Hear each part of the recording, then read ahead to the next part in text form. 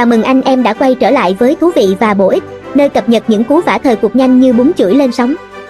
Hôm nay có một tin nghe mà nhẹ lòng như được xóa nợ.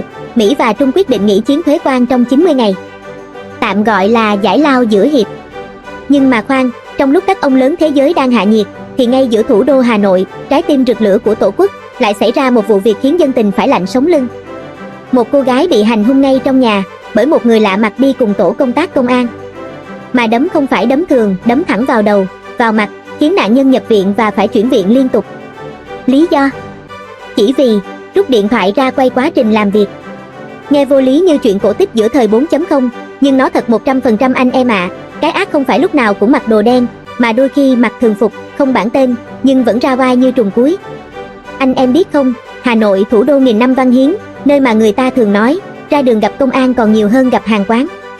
Mà cũng đúng thôi, vì giữ gìn trật tự xã hội mà.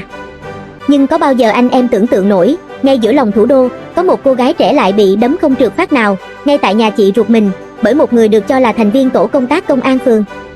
Vụ việc xảy ra vào lúc 3 giờ chiều ngày 6 tháng 5 năm 2025, tại địa chỉ 26CL04 đất dịch vụ La Dương, Hà Đông, Hà Nội. Chị Yến, chủ nhà, đang điều hành công ty có giấy phép đàng hoàng. Tổ công tác công an phường Dương Nội đến kiểm tra. Nghe thì có vẻ bình thường, nhưng lạ ở chỗ không có quyết định kiểm tra, không có giấy tờ gì, mà lại yêu cầu tất cả nhân viên nộp điện thoại và căn cước, như đang vào một cuộc kiểm tra kỳ thi quốc gia chứ không phải kiểm tra công ty. Chưa hết, em gái chị Yến, cô Hương chỉ ghé chơi, thấy có chuyện lạ liền lôi điện thoại ra quay. Và thế là bom nổ chậm phát nổ.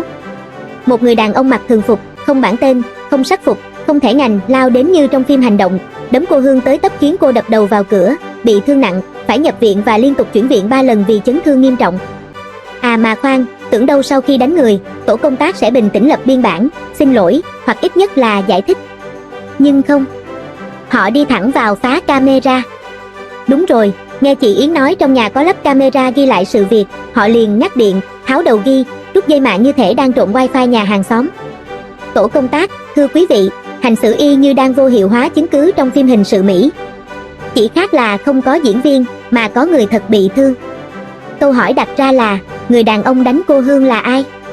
Nếu là công an thật, tại sao không mặc sắc phục, không bản tên? Nếu không phải là công an, thì sao lại được đi cùng tổ công tác, chỉ đạo người khác thu điện thoại và giấy tờ, rồi lại ra tay hành hung? Nhiều người trong cộng đồng mạng bắt đầu đặt nghi vấn, hay là công an giả, hay là người thân ai đó được cài cắm vào, hoặc nghiêm trọng hơn, đây có phải là sự bao che nội bộ? Câu hỏi như bão dông, mà câu trả lời thì vẫn bặt vô âm tín. Càng bất thường hơn khi sau vụ hành hung, toàn bộ hệ thống an ninh trong nhà bị triệt tiêu sạch sẽ. Nếu không có gì sai, thì sao lại sợ camera? Nếu không có gì khuất tất, thì cần gì tháo đầu ghi? Hay là sợ sự thật bị lộ? Thưa quý vị, nếu người đánh dân là công an thật, việc không xuất trình giấy tờ, đánh người giữa nhà riêng là vi phạm nghiêm trọng.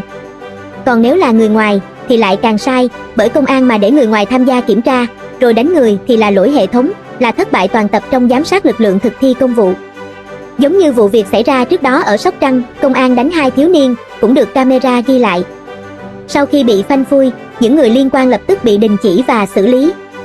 Vậy thì tại sao với vụ việc ở Dương Nội, lại chưa có một lời xác nhận chính thức nào? Tại sao danh tính người đàn ông kia vẫn bị giấu nhẹm?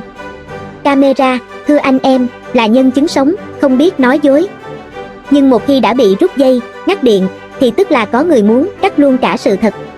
Đây không còn là một vụ hành hung đơn thuần, mà là một bài kiểm tra toàn hệ thống, từ đạo đức nghề nghiệp, tính minh bạch, đến cơ chế giám sát công quyền.